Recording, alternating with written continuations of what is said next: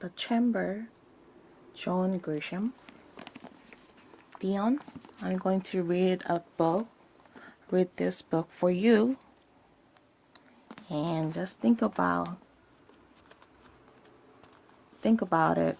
I'm the reader. Okay? Chapter 1. The decision to bomb the office of the radical Jew lawyer was reached with relative ease. Only 3 people were involved in the process. The first was the man with the money. The second was a local operative who knew the territory. And the third was a young patriot and zealot with a talent for explosive and an astonishing knack for disappearing without a trail. After the bombing, he fled the country and hid in Northern Ireland for 6 years. The lawyer's name was Marvin Kramer, a 4th-generation Mississippi Jew whose family had prospered as merchants in the Delta. He lived in an antebellum home in Greenville, a river town with a small but strong Jewish community, a pleasant place with a history of little leisure discord. He practiced law because commerce bored him. Like most Jews of German descent, his family had assimilated nicely into the culture of the Deep South and viewed themselves as nothing but typical Southerners who happened to have a different religion. Anti-Semitism rarely surfaced.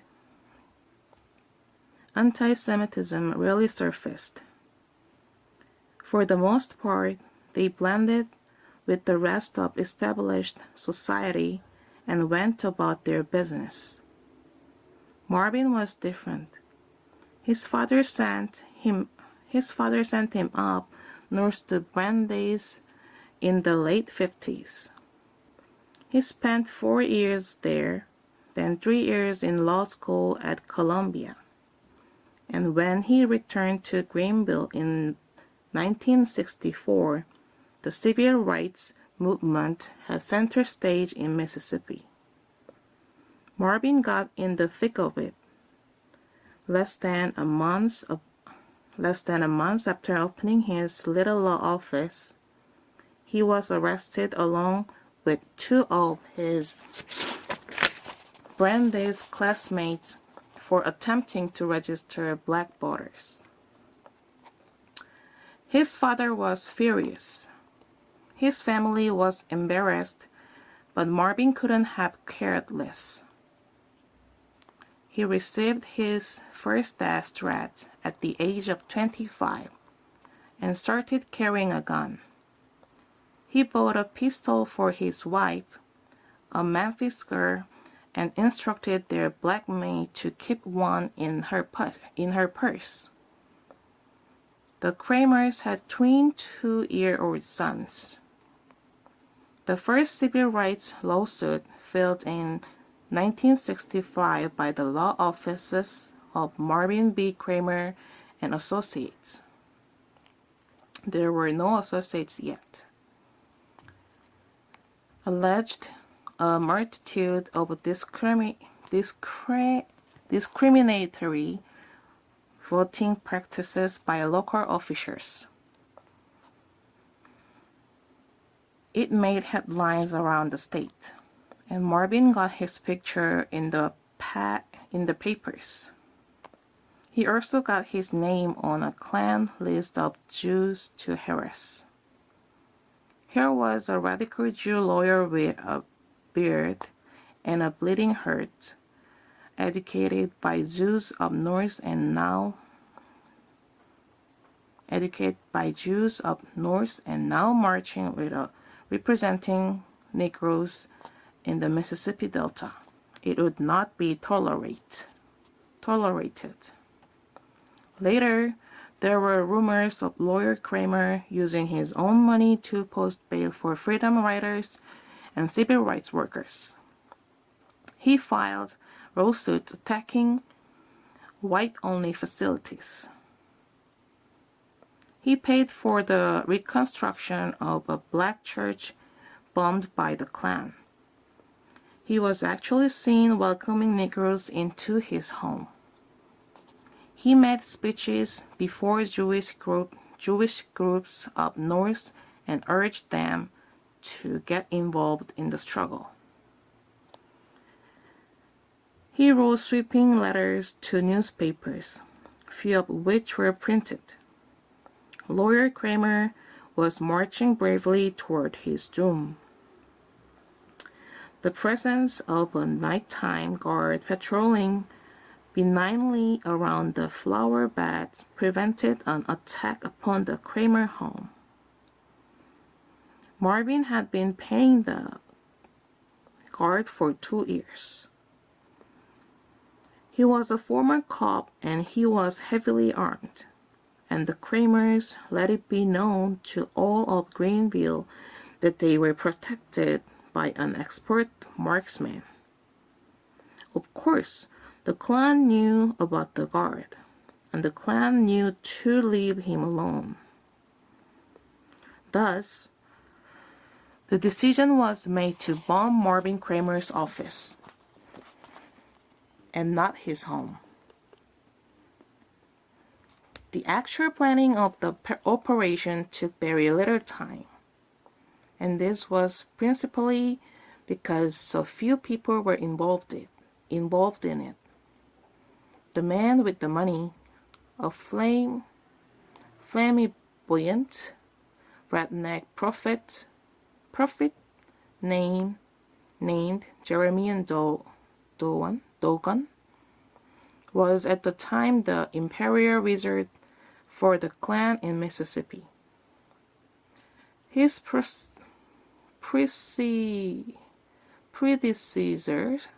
predecessor had been loaded up to prison, and Jerry Dogan was having a wonderful time orchestrating the bombing.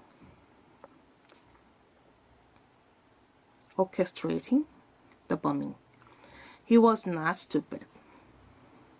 In fact, the FBI later admitted Dogan was quite effective as a terrorist because he delegated the dirty work to small, autonomous groups of hitmen who worked completely independent of one another. The FBI had become expert at infiltrating the Klan with informants, and Dogan trusted no one but family and a handful of accomplices. He owned the largest used car lot in Meridian, Mississippi, and had made plenty of money on all sorts of shady deals. He sometimes preached in rural churches. The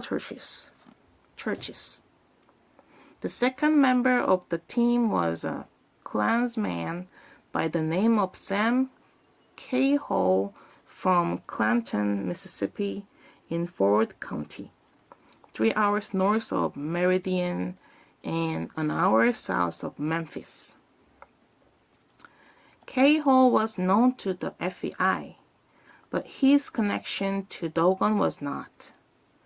The FBI considered him to be harmless because he lived in an area of the state with almost no Klan activity. A few crosses had been burned in Ford County recently, but no bombings, no killings.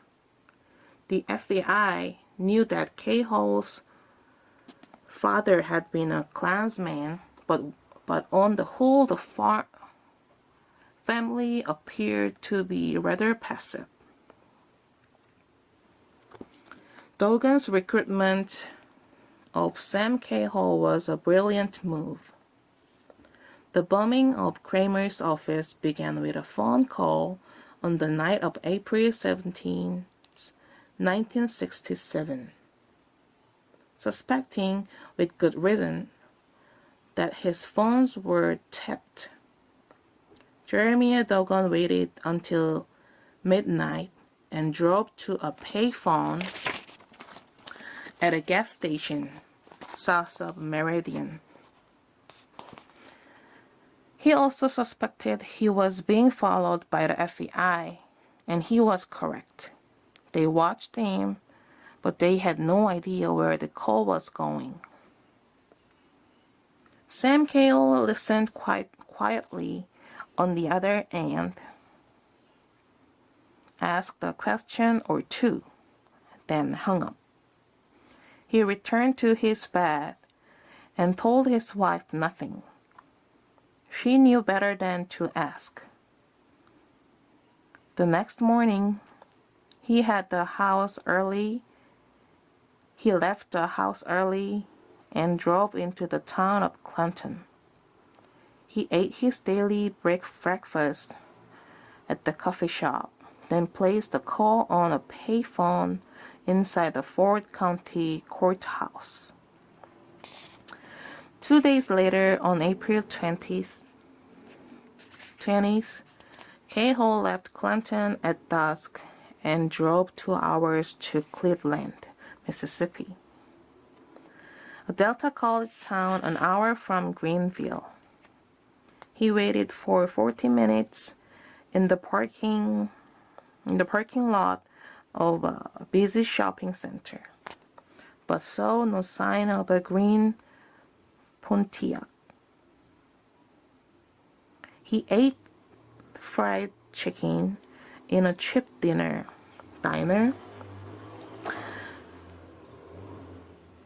then drove to Greenville to scout the law offices of Marvin B. Kramer and Associates. K-Hall had spent a day in Greenville 2 weeks earlier and knew the city fairly well. He found Kramer's office, then drove by his stately home, then found the synagogue again. What is this? Synagogue? Dogan said the synagogue might be next, but first they needed to hit the Jew lawyer.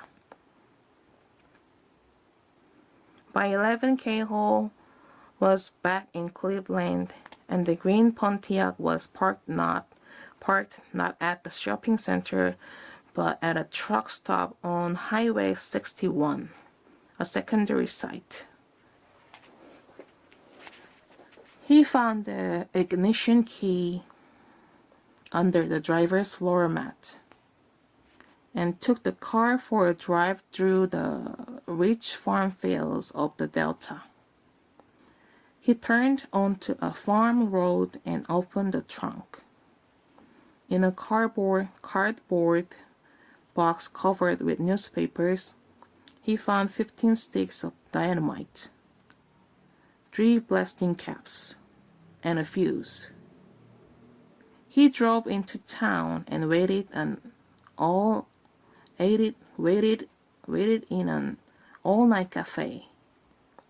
At precisely 2 a.m., the third member of the team walked into the crowded truck stop and sat across from Sam K-Hall. His name was Rolly Wedge, a young man of no more than 22, but a trusted veteran of the civil rights war. He said he was from Louisiana, now lived somewhere in the mountains where no one could find him. And though he never boasted, he had told Sam Cahill several times that he fully expected to be killed in the struggle for white supremacy. His father was a Klansman and a demolition contractor, and from him, Raleigh had learned how to use explosives. Sam knew little about Raleigh Wedge and didn't believe much of what he said. He never asked Doggone where he found the kid. They sipped coffee and made small talk for half an hour. Cahill's cup shook occasionally from the jitters, but Raleigh's was calm and steady. His eyes never blinked. They had done this together several times now. And Cahill marveled at the coolness of one so young. He had reported to Jeremiah Doggone that the kid never got excited, not even when they neared their targets, and he handled the dynamite. Wedge's car was a rental from the Memphis airport.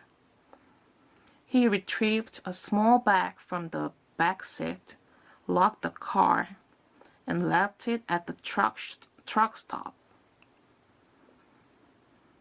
The green Pontiac with Cahill behind the wheel left Cleveland and headed south on Highway 61. It was almost 3 a.m., and there was no traffic. A few miles south of the village of Shaw, Cahill turned onto a dark gravel road and stopped. Raleigh instructed him to stay in the car while he inspected the explosive. Sam did as he was told.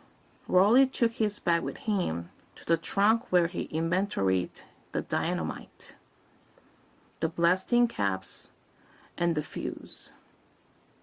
He left his bag in the trunk, closed it, and told Sam to head to Greenville. They drove by Kramer's office for the first time around 4 a.m. The street was deserted and dark, and Raleigh said something to the effect that this would be their easiest job yet. "Too bad we can't bomb his house," Raleigh said softly as they drove by the Kramer home. "Yeah, too bad," Sam said nervously. "But he's got a guard, you know." "Yeah, I know, but the guard would be easy." "Yeah, I guess, but he's got kids in there, you know." "Kill them while they're young," Raleigh said. "Little Jew bastards grow up to big Jews bastard. Big Jew bastard." Cahill parked the car in an alley behind Kramer's office. He turned off the ignition, and both men quietly opened the trunk, removed the box and the bag, and slid along a row of hatches leading to the rear door. Sam Cahill jimmied the rear door of the office, and they were inside within seconds. 2 weeks earlier, Sam had presented himself to the receptionist under the ruse of asking for directions, then asked to use the restroom. In the main hallway between the restroom and what appeared to be Kramer's office was a narrow closet filled with stacks of old files and other legal rubbish. "Stay by the door and watch the alley," Wedge whispered coolly. And Sam did exactly as he was told. He preferred to serve as the watchman and avoid handling the explosives. Rolly quickly set the box on the floor in the closet and wired the dynamite. It was a delicate exercise, and Sam's heart raced each time as he waited. His back was always to the explosives, just in case something went wrong. They were in the office less than 5 minutes. Then they were back in the alley, strolling nonchalantly to the green Pontiac. They were becoming invincible. It was all so easy. They had bombed a real estate office in Jackson because the realtor had sold the house to a black couple, a Jewish realtor. They had bombed a small newspaper office because the editor had uttered something neutral on segregation. They had demolished a Jackson synagogue, the largest in the state. They drove through the alley in the darkness, and as the green Pontiac entered a side street, its headlights came on. In each of the prior bombings, Wedge had used a 15-minute fuse. One simply lit with a match, very similar to a firecracker. And as part of the exercise, similar to a ning, and as part of the exercise, the team of bombers enjoyed cruising with the windows down at a point always on the outskirts of town, just as the explosion ripped through the target.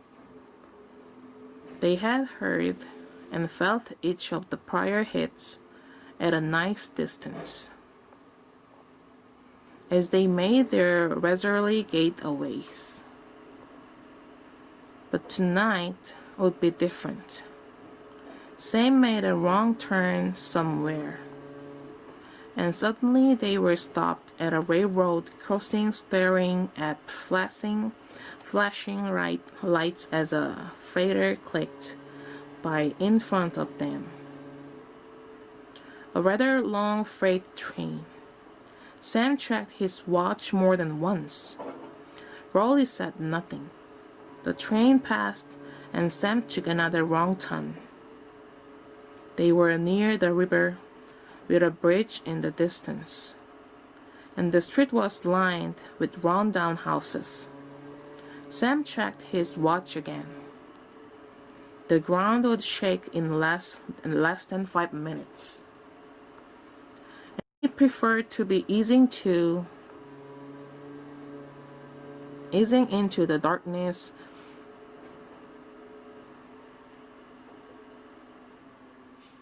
of Sam checked his watch again.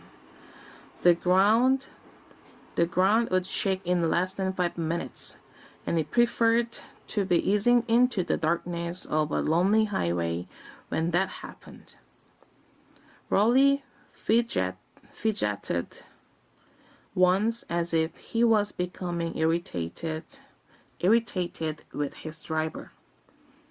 But he said nothing. Another turn, another new street. Greenville was not that big a city, and if he kept turning, Sam figured he could work his way back to a familiar street. The next wrong turn proved to be the last. Sam hit the brakes as soon as he realized he had turned the wrong way on a one-way street. And when he hit the brakes, the engine quit. He yanked the gear shift into park and turned ignition. The engine turned perfectly, but it just wouldn't start. Then the smell of gasoline. Damn it, Sam said through clenched teeth. Damn it. Rolly sat low in his seat and stared through the window. Damn it, it's flooded. Flooded. Flooded? He turned the key again. Sam reserved. Don't run the battery down, Rolly said slowly, calmly. Slowly, calmly? Okay. Don't run the battery down. He turned the key. Don't run the battery down, Rolly said slowly, calmly. Sam was near panic. Though he was lost, he was reasonably sure they were not far from downtown. He breathed deeply and studied the street. He glanced at his watch. There were no other cars in sight. All was quiet. It was the perfect setting for a bomb blast. He could see the fuse burning along the wooden floor. He could feel the jarring of the ground. He could hear the roar of ripping wood and sheetrock, brick and glass. Hell, Sam thought as he tried to calm himself. He might get hit with debris. "You think Dogon would send a decent car?"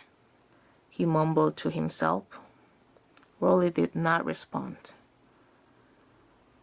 Just kept his gaze on something outside his window. At least 15 minutes had passed since they had left Kramer's office, and it was time for the fireworks. Sam wiped rows of sweat from his forehead and once again tried the ignition. Mercifully, the engine started. He grinned at Rolly, who seemed completely indifferent. He backed the car a few feet, then sped away. The first street looked familiar, and 2 blocks later they were on Main Street. "What kind of fuse did you use?" Sam finally asked, as they turned onto Highway 82, less than 10 blocks from Kramer's office. Rolly shrugged, as if it was his business and Sam shouldn't ask. They slowed as they passed the parked police car, then gained speed on the edge of town. Within minutes, Greenville was behind them. "What kind of fuse did you use?" Sam asked again, with an edge to his voice. "I tried something new," Rolly answered without looking. "What?" "You wouldn't understand," Rolly said.